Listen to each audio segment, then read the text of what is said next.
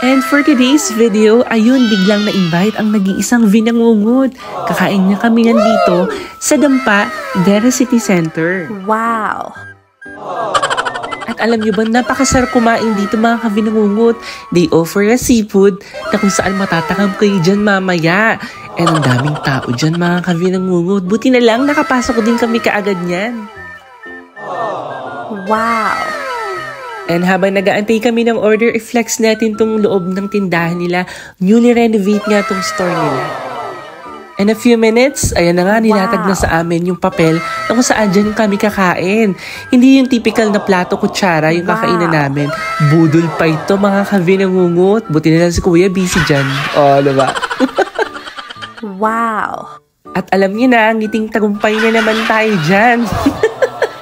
Nilatag na nga sa amin isa-isa yung order at ayan na nga, ang pinaka-exciting part. Charot!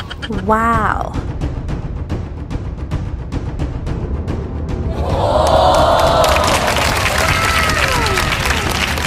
Wow! Okay, let's go. O, diba napakasarap? Presentation pa lang matatakam ka na. And ayan na nga, nag-start na nga kami kumain dyan at magbudol fight.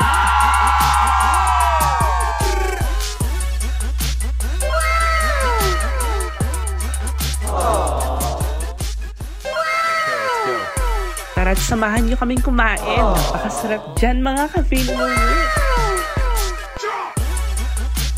Since unlimited naman siya, kaya nagre-request lang din kami kaagad ng kanin dyan.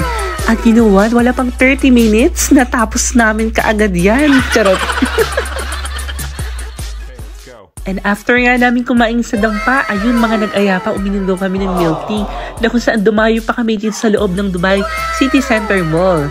And napakasarap din to mga kavinangungot. At hindi na rin kami gano'n nagtagal dahil may mga pasok pa nga sila kinabukasan.